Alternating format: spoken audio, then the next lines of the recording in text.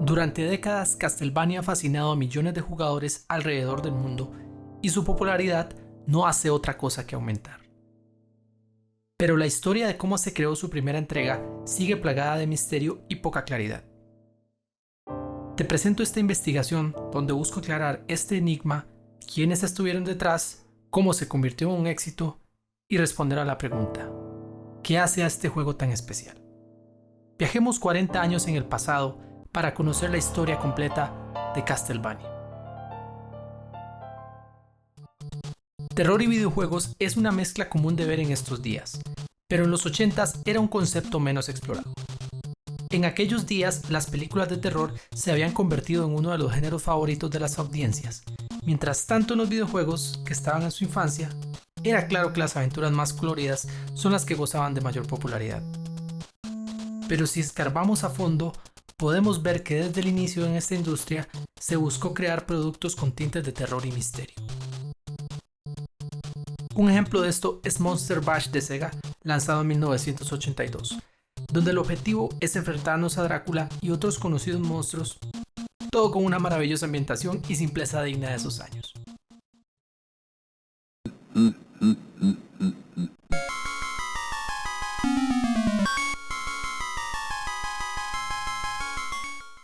Incluso, si vamos más atrás, encontramos ejemplos como Haunted House en el Magnavox Odyssey, la primera consola comercial de la historia, que se lanzó en 1972. Dejando en claro que la creación de juegos de terror siempre fue una idea presente en la industria. Pero el punto de partida de esta historia es en 1985 con el lanzamiento de Ghosts and Goblins para salones recreativos, que junto a Super Mario Bros. Forma parte de una nueva generación de plataformeros de acción definidos por movimientos ágiles y realistas con desplazamiento lateral. Konami, que empezaba a convertirse en una fuerte desarrolladora, toma nota del juego de Capcom para crear un nuevo producto donde la acción y el terror serían los protagonistas. El sistema elegido para esto sería el Famicom, que en 1985 se había coronado como la consola dominante del mercado japonés. Para este proyecto se crea un equipo de trabajo liderado por el programador Hitoshi Akamatsu, quien deseaba que los jugadores se sintieran dentro de una película de terror clásico, alejándose así de los slashers que plagaban los cines de la época. El jugador debería enfrentarse a diversas criaturas de la noche como Drácula, la momia, Medusa y muchos otros más que marcaron generaciones enteras durante el siglo XX. Para obtener esta esencia de terror era necesario un robusto apartado gráfico que se alejara de lo visto en la consola hasta ese momento. Es posible que las limitaciones de almacenamiento en los cartuchos hicieran que este proyecto se desarrollara en disquete para la Famicom Disk System. El soporte era más barato de fabricar y de vender, garantizando así una buena rentabilidad, y marcando a su vez el debut de Konami en este novedoso formato. El proyecto es nombrado como Akumayo Dracula, que se traduciría como Drácula, el castillo demoníaco. Debido a mi pobre pronunciación de japonés, es probable que en una que otra ocasión lo llame simplemente Castlevania. Ahí me disculpan, pero bueno, es por el bien de todos. El desarrollo del proyecto se haría de forma paralela a una versión para MSX conocida como Vampire Killer. Es un juego completamente distinto con un enfoque más exploratorio y fue desarrollada por otro equipo bajo el mando de Akihiko Nagata. Estos se compartían elementos creativos, logrando una cohesión artística entre ambos, y si me preguntan a mí, en términos de calidad la versión de NES se siente más pulida, aunque la de MSX fue muy influyente en los futuros juegos de la franquicia. El equipo de Akamatsu estuvo compuesto por un aproximado de 6 personas divididas en 6 disciplinas, como veremos más adelante.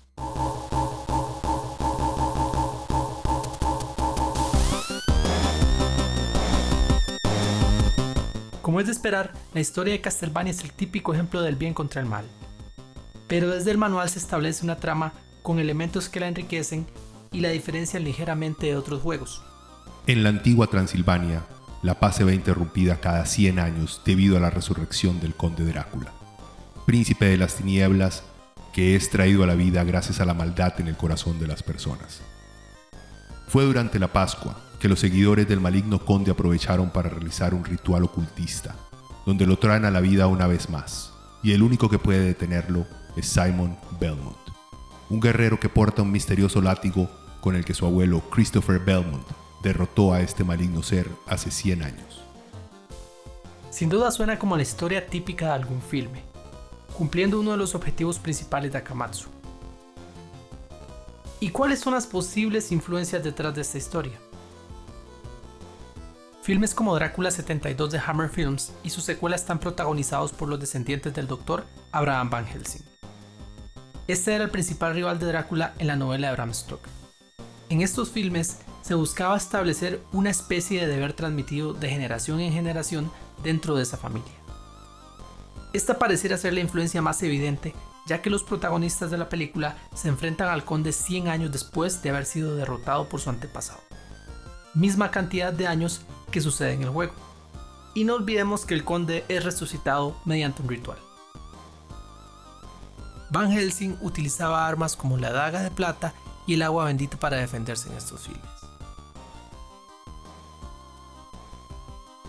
El icónico látigo fue traído directamente de Raiders of the Lost Ark, filme que le encantaba a Akamatsu, un arma algo extraña, pero muy memorable.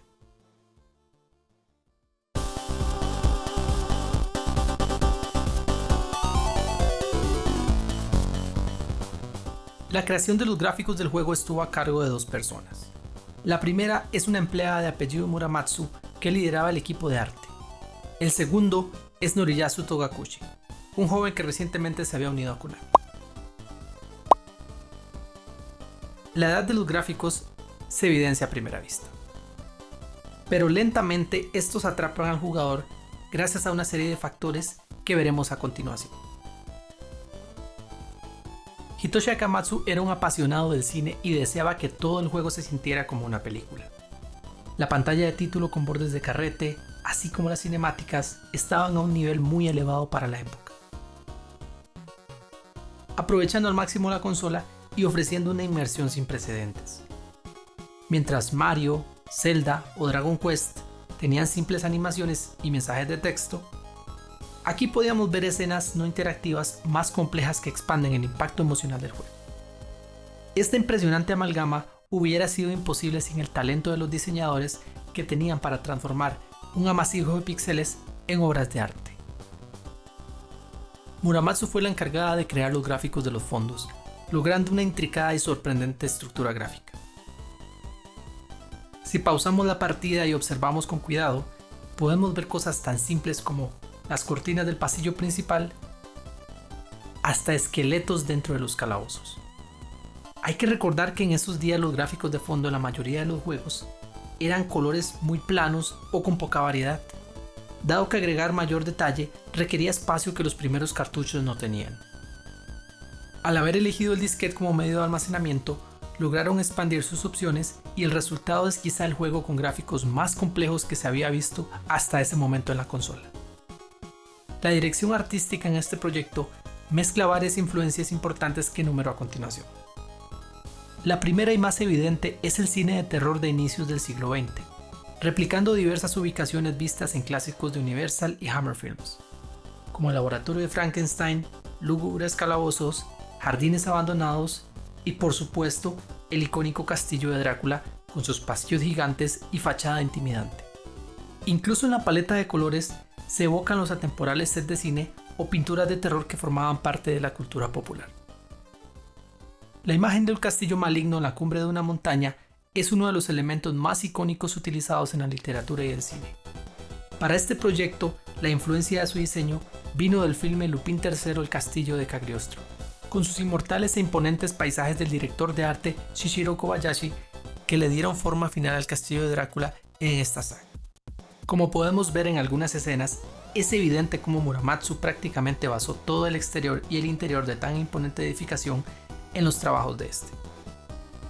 Kobayashi falleció en 2022, dejando un legado gigantesco en la industria del anime, así que cuando pienses en el arte de los Castlevania, hay mucho que agradecerle.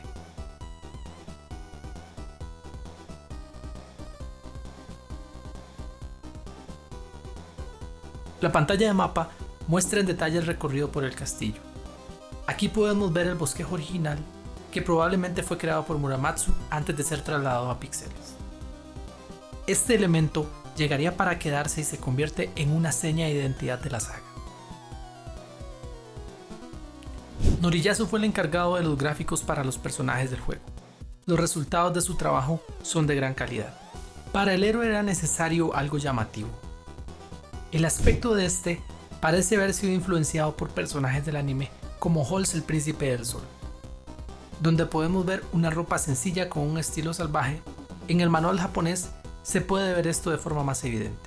En este documento de desarrollo se indica el uso de cada uno de los píxeles que conforman el personaje principal, cuyo nombre original era Peter Dante. Este proceso era laborioso y el resultado final es muy interesante. Las animaciones de Simon logran ser muy distintivas y realistas para su época. La selección de enemigos era vital para un juego de este tipo y el diseño de estos acabaría siendo inspirado por íconos de la cultura popular, como podemos ver a continuación.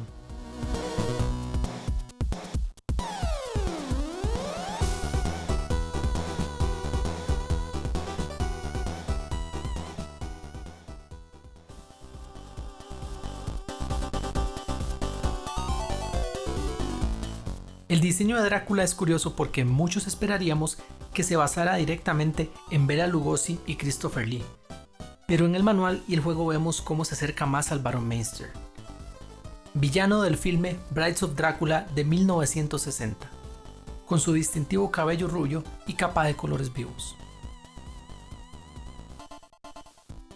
Para pasar sus bocetos de papel a píxeles, los artistas debían construir todo en tiles, la unidad gráfica utilizada en los gráficos de la NES. Era común cambiar el color de estos para reutilizar elementos y ahorrar espacio en memoria, pero esta práctica daba esa sensación de repetición entre diferentes niveles y enemigos que Mario y Zelda presentaban. Gracias al espacio de almacenamiento, Muramatsu pudo crear una serie de niveles con muchas diferencias entre sí, y en muy pocos lugares podrás ver elementos reutilizados con otro color. Podrás imaginarte la titánica tarea de crear niveles de esta complejidad y tener que partirlos en pequeñas unidades reutilizables de 8x8 píxeles. Otro aspecto donde la repetición es poca son los enemigos. Noriyasu tuvo que crear animaciones para el protagonista, 15 monstruos y 6 jefes. Quién sabe cuántas correcciones tuvo que realizar en el proceso. El arte oficial de la portada es una amalgama de elementos occidentales. La composición de este fue claramente inspirada por el nórdico de Frank Frazetta, donde se aprecia a un guerrero en la misma pose.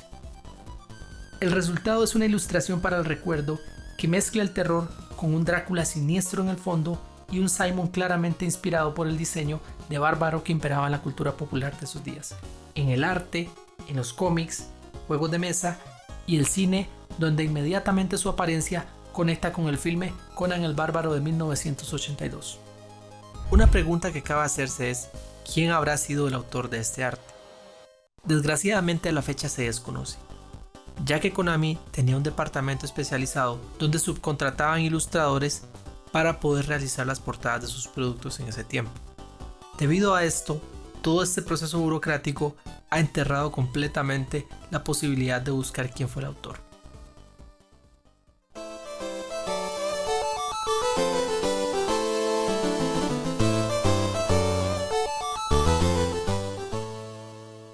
Un proyecto con tantas sensibilidades cinematográficas requería un soundtrack a la medida, y un equipo de 4 personas sería el encargado de hacer historia en este apartado.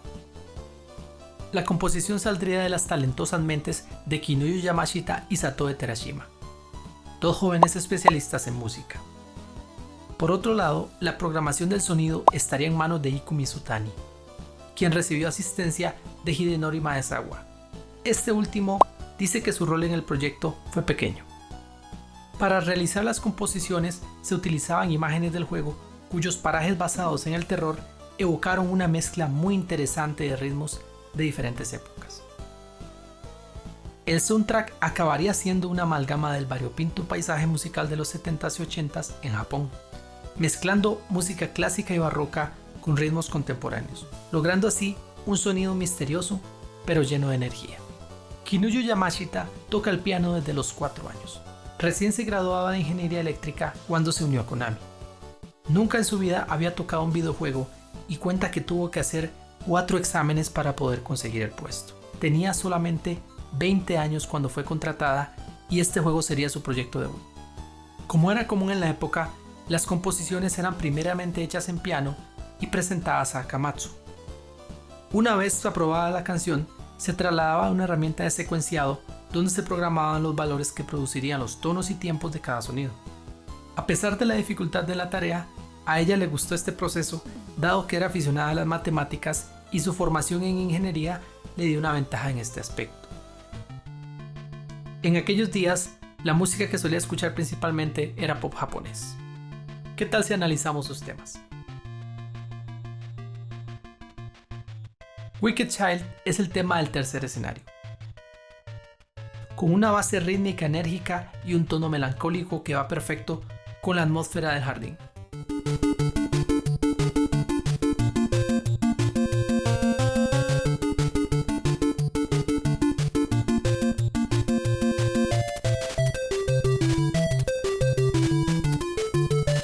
Durante el cuarto escenario podemos escuchar Walking on the Edge. Este es fuertemente influenciado por el soundtrack de Jaws, también conocida como Tiburón.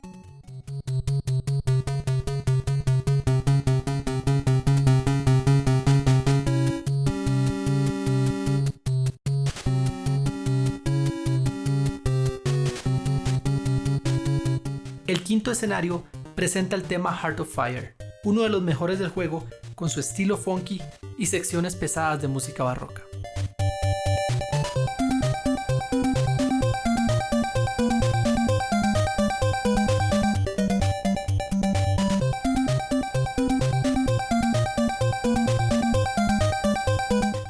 Durante los combates con los jefes, Poison Mind llena la atmósfera de tensión gracias a su atronadora base musical, una vez más basada en la música barroca.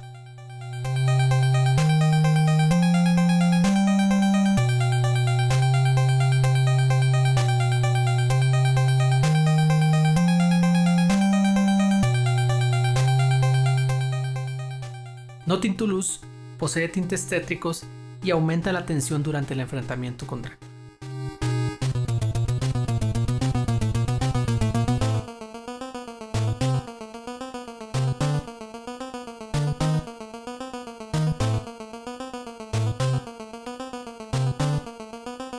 Black Knight suena durante la segunda fase del enfrentamiento final, una vez más recurriendo a la música barroca para inyectar terror.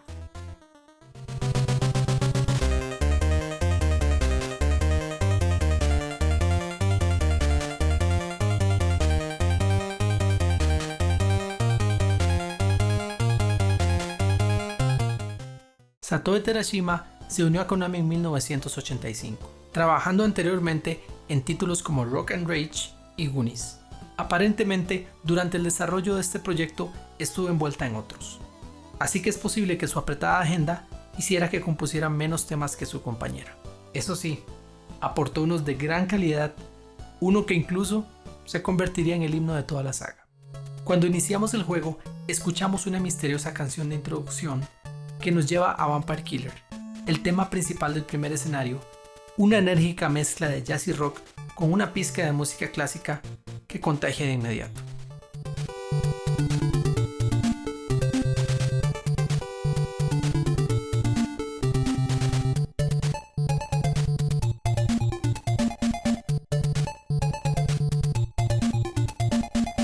Stalker es el tema que podemos escuchar en el segundo nivel. Este tiene reminiscencias a Vampire Killer, es más lento y menos pegajoso, pero igualmente es de buena calidad.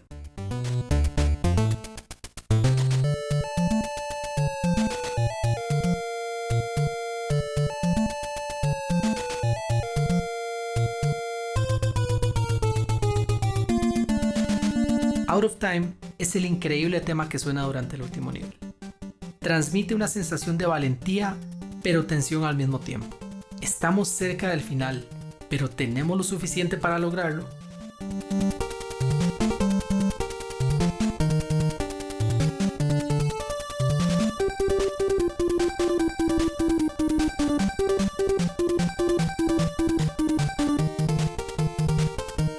Voyager es el tema conclusivo del juego y va como anillo al dedo a la cinemática final.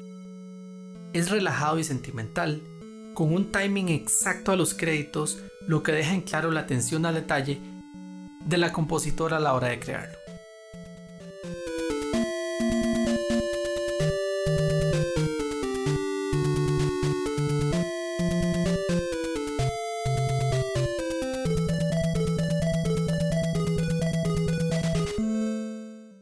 Un aspecto muy sorprendente es que las dos compositoras no trabajaron juntas, según dice Kinuyo Yamashita. Esto deja en evidencia el cuidado que se tuvo en el proyecto para mantener una cohesión musical, ya que ningún tema se siente desconexo de los otros.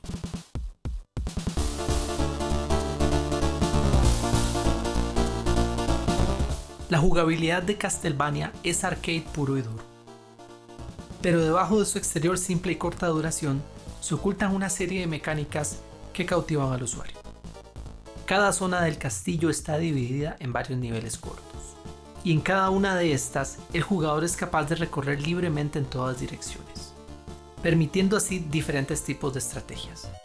Cuando una zona es completada, tenemos un interludio donde se nos indica el avance, muy al estilo de Ghosts 'n Goblins y Dragon Buster. Este tipo de detalles no eran comunes en juegos de consola, aportando así un gran impacto visual. Akamatsu tenía mentalizada la importancia de un buen control, cuyo esquema tiene mucha inspiración de Ghosts 'n Goblins, con algunos cambios para balancear el juego alrededor del uso del látigo, con movimientos realistas y medianamente veloces. Una vez que el jugador se acostumbra a la sensación, esta es muy satisfactoria. A diferencia de otros juegos, el ataque no es instantáneo. Rygar es un juego que se me hace importante mencionar, ya que en este arcade lanzado antes que Castlevania, el protagonista tiene un arma muy parecida a Simon, y las transiciones entre niveles tienen un aire similar. Esta teoría podría ser coincidencia, dado la cercanía de las fechas de lanzamiento de ambos juegos, pero bueno, la similitud está ahí. Los saltos tienen una animación notable, y es interesante el detalle de que Simon aterrice agachado al caer de un sitio alto, como sucedería en la vida real. Es imposible alterar la trayectoria y alturas de estos, reduciendo el aerodinámico del personaje, pero permitiendo un plataformeo muy simple y efectivo. Uno de los aspectos más polémicos es que los enemigos lancen a Simon hacia atrás cuando éste es golpeado. Algo ciertamente realista, pero se presta para elevar la dificultad en algunas secciones. Las cabezas de medusa y los murciélagos son una de las mayores amenazas del juego, ya que siempre parecen estar en lugares estratégicos para poder estorbarte. El uso de las escaleras es una de las mecánicas más notables. Estas son abundantes y al presionar los botones de arriba y abajo, Simon se mueve a través de estas. El feeling es particular y los enemigos no nos pueden lanzar hacia atrás. Es posible atacar, pero el uso de las armas secundarias puede complicarse. En mi opinión, esta mecánica fue inspirada por Popeye en Nintendo, donde hay varias similitudes entre las que incluyó el control. Akamatsu solía bromear con los juegos donde los personajes mueren de un solo golpe. Este implementa la barra de vida en su proyecto, que por raro que parezca, era una característica que apenas se estaba estandarizando. Anteriormente, clásicos como Dragon Buster o GR Kung Fu demostraron positivamente el uso de esta simplificada forma de interfaz. Hay que tener cuidado ya que el daño va aumentando progresivamente a como avanzan los niveles. Cuando iniciamos el juego, Simon es capaz de soportar hasta 8 golpes. En los niveles más avanzados, con solo 4 golpes bastará para que pierdas una vida. Otra cosa que salta a la vista es que podemos ver una barra que dice Enemy en la parte superior, lo que sugiere de inmediato que algo grande nos espera al final del nivel. Esta idea también estuvo presente en Kung Fu Daydream. Como es de esperarse, los escenarios están plagados de una generosa cantidad de objetos, y en una de las movidas más acertadas del equipo creativo se eligen los candelabros como contenedores en lugar de cosas más tradicionales.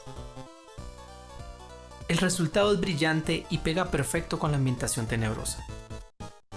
El timing de los golpes aéreos es relativo a la altura promedio de estos, ayudando a mejorar la sensación del control. Una tendencia que tomaba cada vez más fuerza en los juegos era el ocultar secretos para poder aumentar el valor de estos en rejugabilidad y factor social. El castillo está lleno de tesoros que podrás encontrar en una serie de sitios bastante particulares. La mecánica para revelar cada uno es distinta, incluso hay unos que solo podrás revelar si terminas el juego más de una vez. Durante el proceso inicial de desarrollo, se consideró que Simon pudiera utilizar el látigo de forma diagonal como vemos acá, pero este concepto sería descartado y retomado en Castlevania 4. Para compensar la falta de ataques multidireccionales, se crean las armas secundarias, cada una con sus diferencias de utilidad y costo.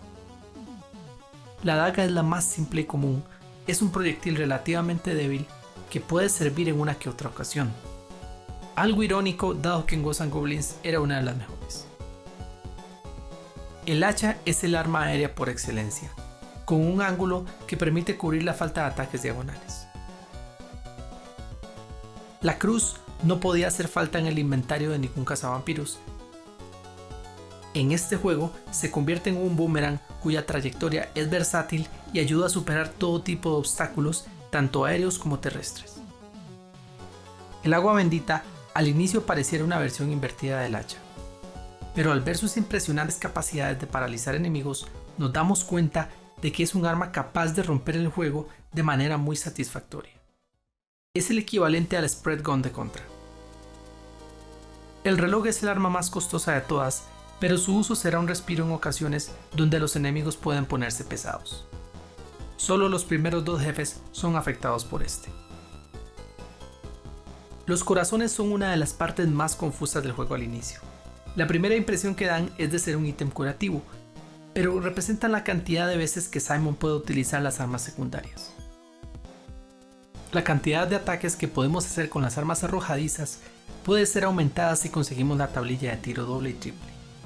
Una vez conseguido este poder, es posible superar los enemigos más complicados con mayor facilidad. El hacha, el boomerang y el agua bendita se pueden usar para crear combos, al igual que los caparazones de Super Mario. Si se aprovecha esta mecánica, el jugador puede lograr altas puntuaciones facilitando la obtención de vidas extra.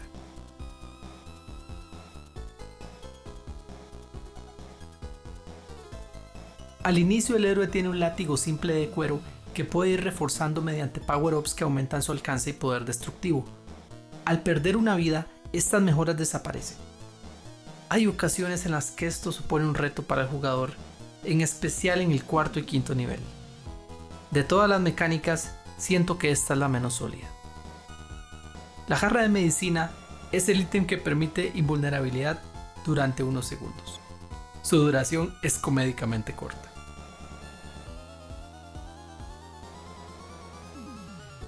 En algunos lados del castillo es posible localizar la carne escondida en algunas paredes.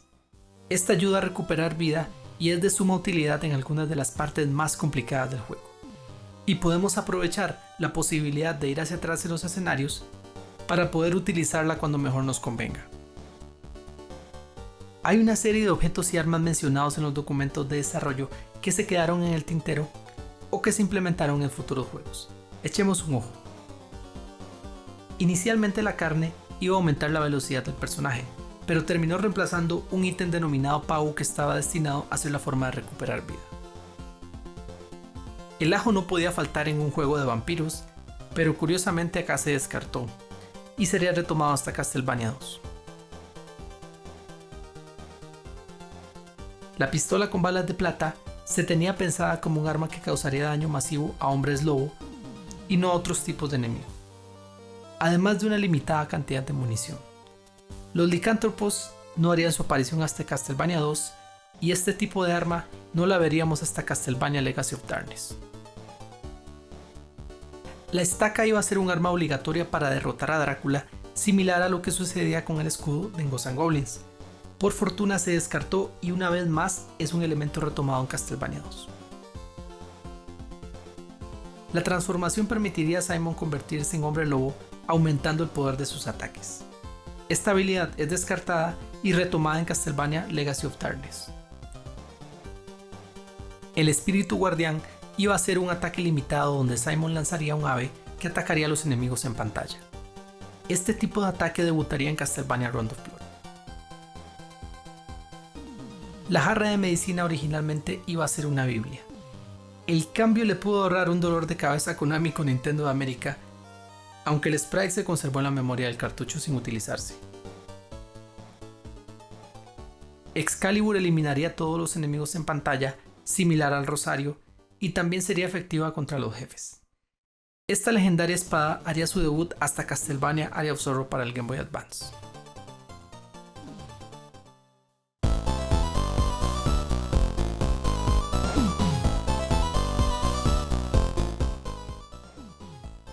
Toda la aventura se desarrolla en 6 escenarios, una limitación que ayudó a lograr un mayor detalle y complejidad en cada uno.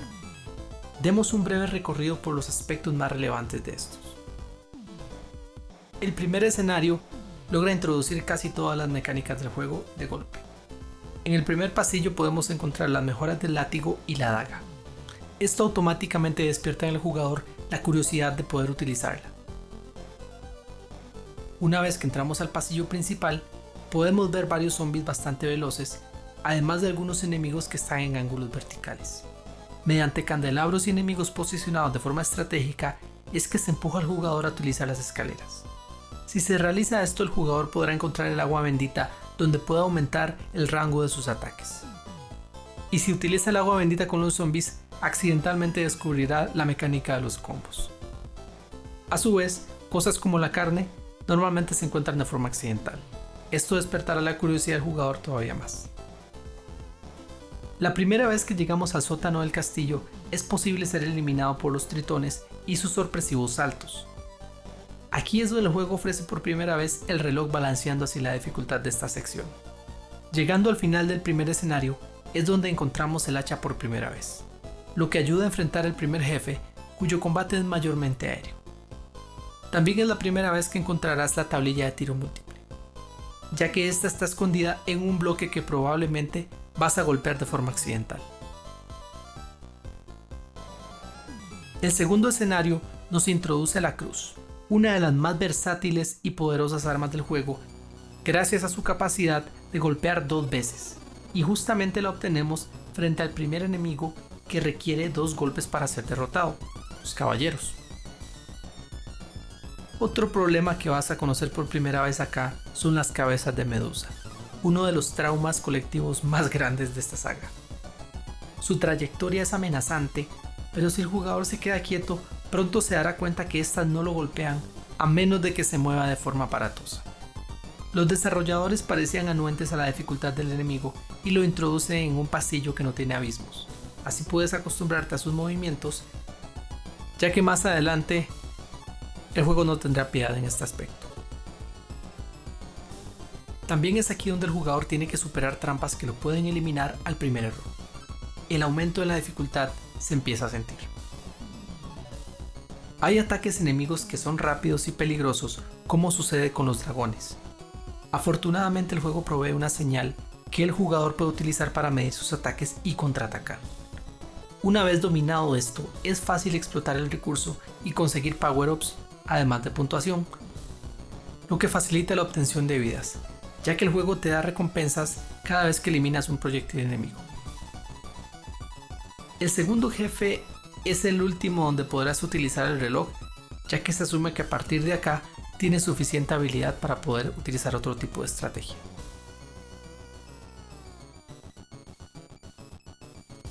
El tercer escenario es un jardín abandonado con una atmósfera melancólica. Aquí conocemos los hombres pulga por primera vez, un temible enemigo por su velocidad. Pero como vemos acá, es fácil descubrir cómo dominarlos después de un rato. Afortunadamente, hay un ítem de curación cerca en un bloque que probablemente golpearás de forma accidental.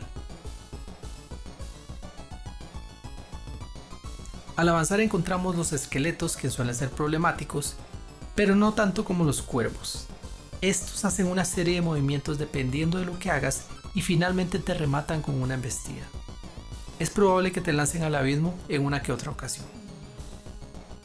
En este nivel es notable el aumento en la curva de la dificultad, al punto que el juego ofrece un ítem de cura en la zona del jefe. Aunque tomar este ítem requiere destruir una plataforma que ayuda a evadir sus ataques. Inicialmente este enfrentamiento puede parecer abrumador, pero las momias son particularmente débiles a la cruz. Este escenario tiene una sección algo complicada. Afortunadamente, justo al inicio podemos adquirir el reloj. También es posible utilizar los candelabros para predecir dónde saltarán los tritones. Hay una trampa que tomará desprevenido a más de uno, ya que se mezcla con el fondo. En la segunda parte del escenario encontramos una de las secciones más complicadas de todo el juego. Primero toca evadir una interminable lluvia de hombres pulga y debemos derrotar dragones blancos que te darán tus buenas palizas hasta que entiendas cómo evadir sus ataques. Al final nos espera Igor y el monstruo de Frankenstein. Una pelea que será retadora y agradecerás que el juego cuenta con vidas ilimitadas. Este es el escenario más largo del juego, al punto de que es muy difícil terminarlo con una sola vida, ya que el tiempo suele acabarse si te atrasas lo mínimo. Aquí es donde la mayoría de los jugadores se queda atorado gracias a difíciles enemigos como los caballeros que portan escudos capaces de bloquear varios ataques, además de retroceder estratégicamente. Hay una manera de derrotarlos fácilmente usando el hacha si logras golpearlos en la cabeza. También recuerda que es posible paralizarlos con el agua bendita. Y es imposible olvidarse de los esqueletos sangrientos, que son una amenaza silenciosa. Este escenario es notable por tener la mayor cantidad de secretos de todo el juego, todos con una serie de métodos bastante distintos entre sí. La sección final es conocida por su elevada dificultad. Hay que sortear una letal combinación de enemigos que requiere mucha práctica, como vemos acá. Si logras proceder con calma, te encontrarás uno de los jefes más complicados del juego. Ante la dificultad del pasillo final, hay un ítem de cura escondido justo antes de este. Está estratégicamente posicionado para que puedas regresar por él en caso de haber recibido mucho daño. Según las palabras de Akamatsu, este jefe está hecho para poner a prueba tus habilidades con las armas secundarias. Una vez que logras superar este difícil obstáculo, has alcanzado un nuevo nivel de habilidad y eres completamente capaz de terminar el juego.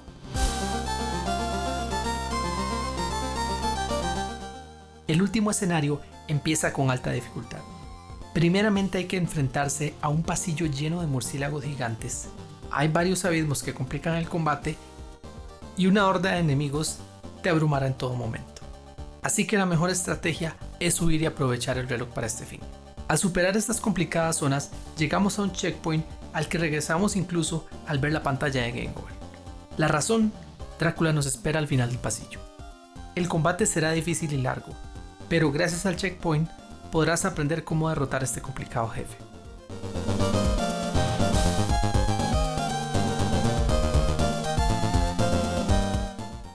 Castlevania es un juego con dificultad elevada, pero no se siente injusto. El jugador es capaz de sortear la mayoría de las situaciones más difíciles cambiando su estrategia e intentando con otros objetos. Al igual que Contra, Konami logra un balance y rejugabilidad atemporales, distanciándose de la tosca dificultad de Ghosts and Goblins que suele resultar desmotivante para algunos jugadores. El contar con créditos infinitos permite que podamos repetir las partes más difíciles las veces necesarias y poder aprenderlas sin tener que regresar al inicio del juego. Eso sí, hay que tomar en cuenta que la versión japonesa fue concebida con la capacidad de poder salvar la partida. Esto hizo que los jugadores occidentales tuvieran una experiencia más complicada y por tanto ponen a Castlevania un par de estratos más arriba de lo que podría estar en dificultad. Castlevania logra un balance muy acertado, logrando que tanto expertos como principiantes puedan sortear los obstáculos de forma eventual. Sumado a esto, su duración no es mucha, lo que ayuda a tener partidas casuales y divertidas sin mucha complicación. La esencia arcade de entender cómo hacer cortos tiempos de calidad es una de las razones por las que esta entrega es la preferida de la trilogía de NES para muchas personas. El apartado artístico y musical van de la mano y elevan el producto a un nivel muy alto. Al igual que clásicos como Super Mario Bros., Contra y Mega Man, las virtudes pesan sobre los defectos.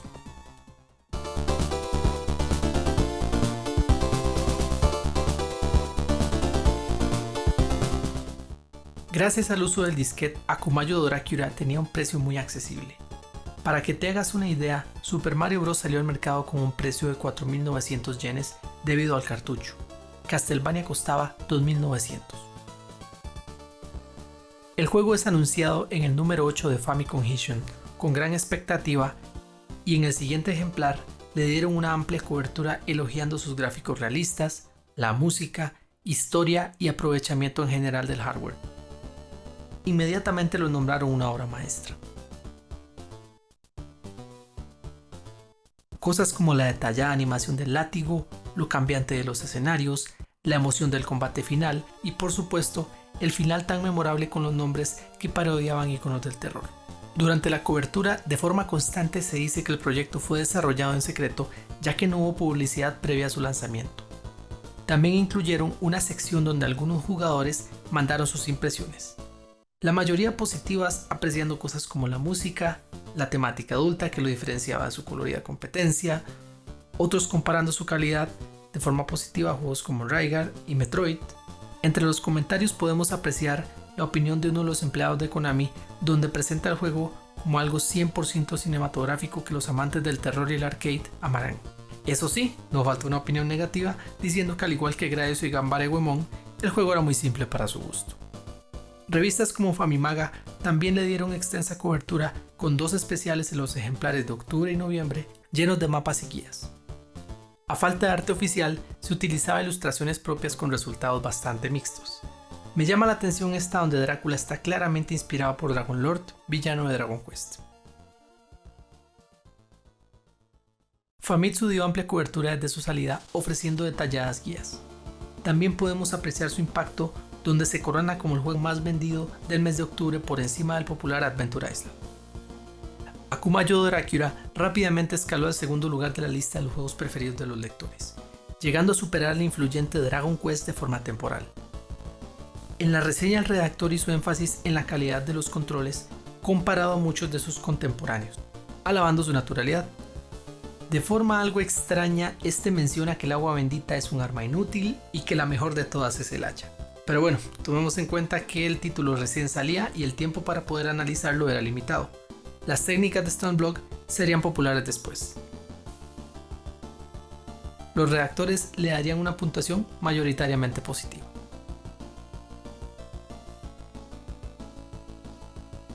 Como curiosidad, aquí vemos un editorial donde el staff del afamado programa de radio All Night Nippon se echaba unas partidas junto a un experto jugador llamado Satoshi Tajiri, quien era un experto columnista en la revista. Y si el nombre te suena, estás en lo correcto. Este es el futuro creador de Pokémon. Sus impresiones sobre este hicieron énfasis en la temática de terror comparable con Ghosts and Goblins, la alta dificultad y lo refinado de los controles que hacen sentir la acción muy frenética.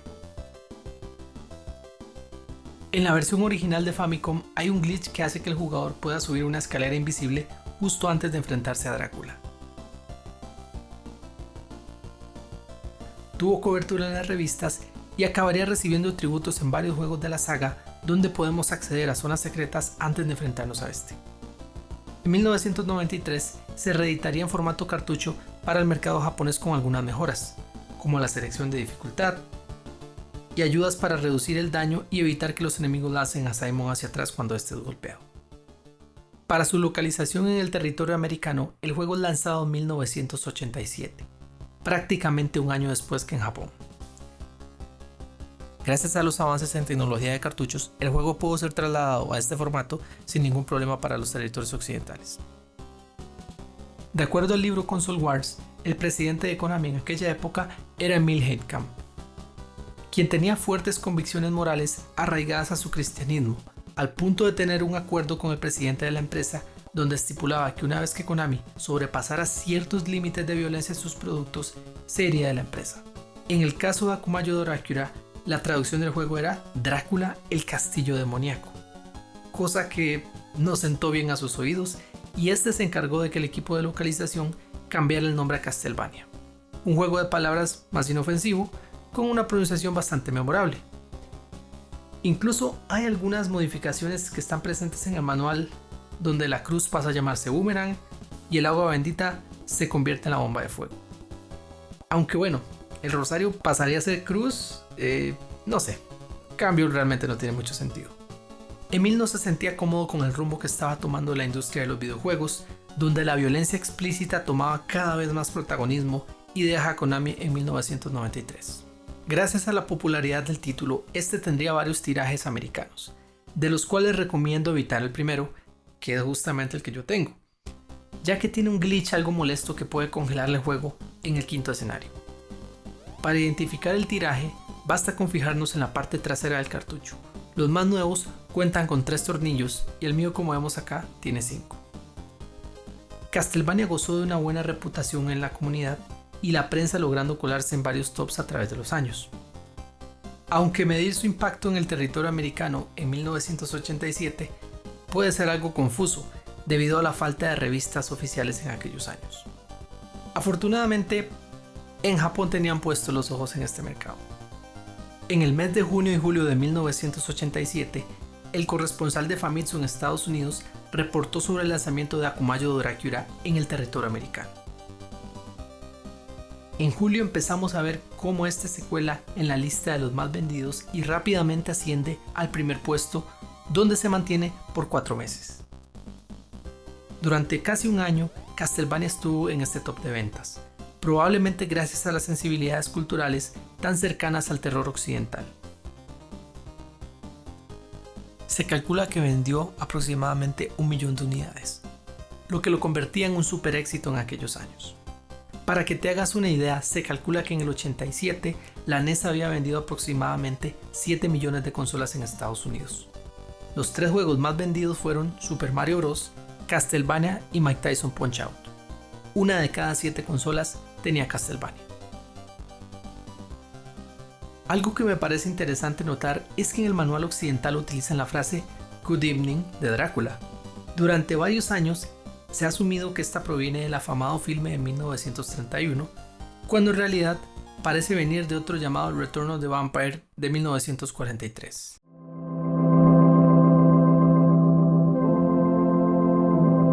Good evening, Lady Ainsley. Otra curiosidad es en la parte trasera de la caja, donde se hace referencia a Ghosts and Goblins, que, como has visto a través del documental, no es coincidencia. El juego sería lanzado en el territorio europeo en diciembre de 1988. Aquí podemos ver una breve cobertura que se hizo en la revista Club Nintendo de España, uno de los primeros artículos hechos en español para el juego. La revista británica Computer Plus Video Games alabó la retadora y emocionante acción, pero criticó el precio de salida. La revista francesa Tilt reseñó el juego comparándolo constantemente con Vampire Killer para la MSX, que había arribado al viejo continente mucho antes. Este hizo hincapié en la calidad del juego, así como la cantidad de secretos y objetos que fomentaban la rejugabilidad. El redactor hizo énfasis en la calidad que sobrepasaba su competencia en microordenadores, pero menciona que el juego aspira a crear cosas que gráficamente no eran posibles y a su parecer se quedaba corto en este lado.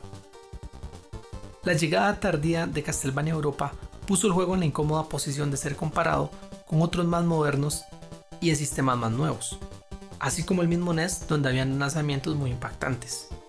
Pero en todo momento se mantuvo una impresión positiva por la calidad de la experiencia de juego. En el manual español es notable ver cómo la muerte o la parca es traducida como segador ceñudo, que de cierta manera parece acercarse a una traducción literal de Grim Reaper, pero bueno, es sabido que la calidad de las traducciones en la época no eran las mejores, y este tipo de errores era común. Asumo que no se hizo en España, dado que el manual no tiene la letra ñ en ningún lado, y hay varias faltas de ortografía que no hubieran sido ignoradas por una persona que habla este idioma.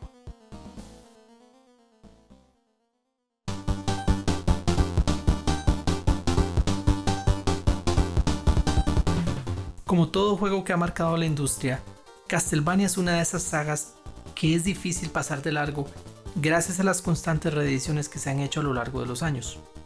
Ports como el Classic NES Series para Game Boy Advance, la consola virtual de Nintendo, NES Mini y los recientes Konami Classic Series. Y no podemos olvidar que esta entrega en particular ha recibido remakes a través de los años como Super Castlevania 4 y Akumayo Dracula X68000, también conocido como Castlevania Chronicles. La popularidad de la franquicia hizo que Simon fuera parte del elenco principal del show Capitán N, representado de una manera bastante distinta a lo esperado, pero dejando en claro la popularidad junto a otros juegos como Mega Man y Metroid.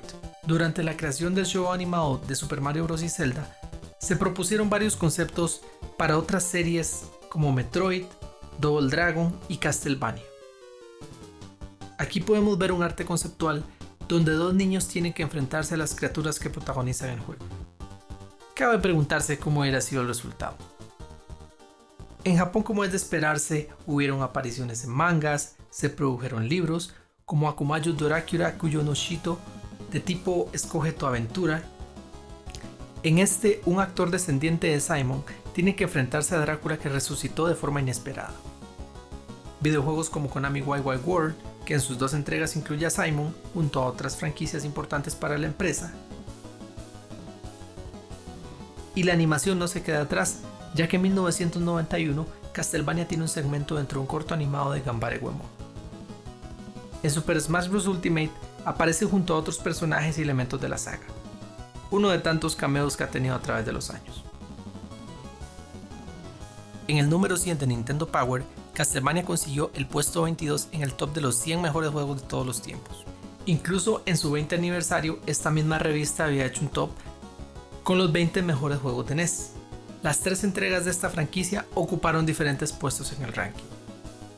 Esta historia se repite en las listas japonesas, como la revista Famitsu, que quiso conmemorar el 20 aniversario del Famicom en 2003.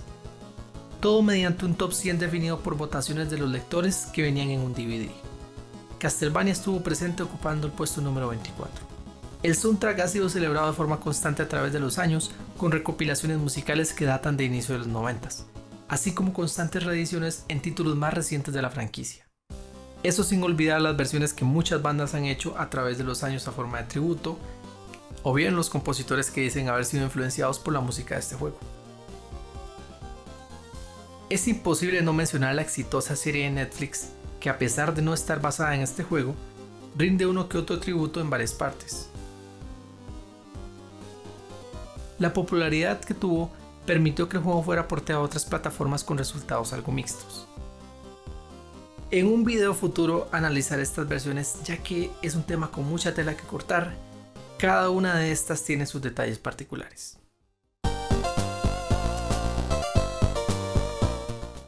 La lamentable normativa de Konami de prohibir a los trabajadores usar sus nombres en los créditos ha dificultado mucho poder identificar a los responsables de crear los juegos que marcaron la industria en los 80s. Mucha de la investigación hecha acá ha sido un rompecabezas que requirió arduo trabajo, ya que a falta de registros oficiales he tenido que reconstruir la historia mediante una larga investigación que fue alimentada gracias a los entusiastas que con los años han rescatado revistas, documentos, que han redactado libros y otras cosas que me permitieron recopilar la información conocida, así como encontrar cosas nuevas. Pero esta información no la hubiera encontrado sin que alguna persona no hubiera tomado antes la iniciativa. Agradezco de todo corazón a los preservadores de la historia de los juegos. Su trabajo importa mucho y sería muy cínico de mi parte no reconocer el peso que tuvieron en esta investigación. Eso sí, la información cruda y entrevistas a veces deja unos cabos sueltos. Y en ocasiones toca recurrir a personas que tengan testimonios de primera mano para poder confirmar los datos presentados en este video. Toqué la puerta de varias personas y una de ellas me respondió. Masaki Kukino trabajó en Konami a finales de los 80s y a principios de los 90s con varias de las personas mencionadas acá. Hoy en día sigue activo en la industria, incluso colaborando con algunos de estos de forma independiente. Y es gracias a él que he podido aclarar algunas de las preguntas más complicadas que tuve. Aquí lo vemos en una foto junto a Hitoshi Akamatsu en los 90s. Quisiera agradecerle personalmente por haber contestado a mis preguntas de forma amable y desinteresada. Por otro lado, las opiniones de Akamatsu fueron recopiladas de una serie de tweets hechos por un empleado donde este compartió sus anécdotas hace unos años. También de un par de entrevistas que este dio durante sus años en Konami. Otro aspecto a considerar son los programadores que formaron parte del proyecto, ya que Akamatsu era programador y director, pero no descarto que hubieran otros en el proyecto cuya identidad sigue siendo desconocida.